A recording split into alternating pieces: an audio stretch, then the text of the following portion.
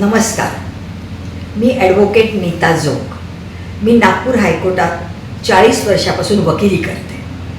मुंबईला असताना माझ्या ज्या विहीणबाई आहेत मृणालिनीताई गुप्ते, या एका अंध संस्थेकरता स्नेहांकित नावाच्या काम करायच्या. मला जरा कुतूहल वाटलं आणि मी त्यांना म्हटलं, म्हणजे रिक्वेस्ट केली की मला ओळख करून द्या ज्यांनी ही संस्था स्थापन केली.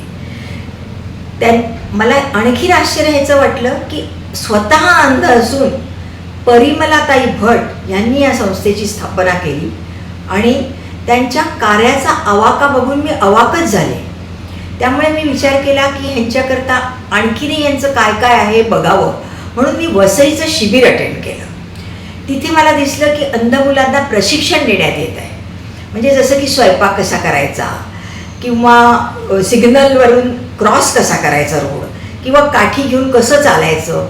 आणि ही अंध मुलं इतकी पटापट ते आत्मसात करत होते की आश्चर्यच वाटलं. कारण आपण डोळस असूनही खूपदा अंधांसारखे वागतो, म्हणजे संकुचित मनोवृत्तीने वागतो. पण ही अंध मुलं, त्यांना तर जसं की आकाशच कवेत घ्यायचं आहे अशा ह्याने ती वागत होती. त्यानंतर त्यांनी मला रिक्वेस्ट केली की तुम्ही वकील आहात, हे यांना काही सल्ला द्या. तर मी म्हटलं यांना सल्ला काय देणार, ह्या लोकांना काय माहीत असणार आहे. पण जेव्हा त्या मुलांनी मला प्रश्न विचारायला सुरुवात केली, मी अवाकच झाले. म्हणजे त्यांनी इतके सुंदर प्रश्न मला विचारले आणि त्यांच्या प्रश्नांची उत्तरं द्यायलाही मला खूप विचारपूर्वक द्यावी लागली. म्हणजे खरोखर कौतुकास्पद आहे की अशा मुलांना आज परिमलाताई स्नेहांकित या संस्थेद्वारे आणि त्याचे कार्यकर्ते पण इतक्या सुंदररित्या प्रशिक्षण देत आहेत.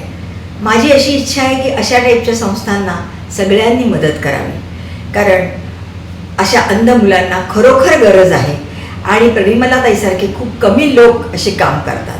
तेव्हा मला असं वाटतं की सगळ्यांनी, मी आवाहन करते म्हणजे की सगळ्यांनी भरभरून या संस्थेला मदत करावी. कारण शेवटी पैसा हा कुठेतरी हे सगळे कार्य करत असताना लागतोच. तेव्हा माझे आवाहन तुम्ही स्वीकार कराल अशी आशा आहे. मी स्नेहांकितला त्यांच्या भविष्यातील कार्याकरता शुभेच्छा पण देते.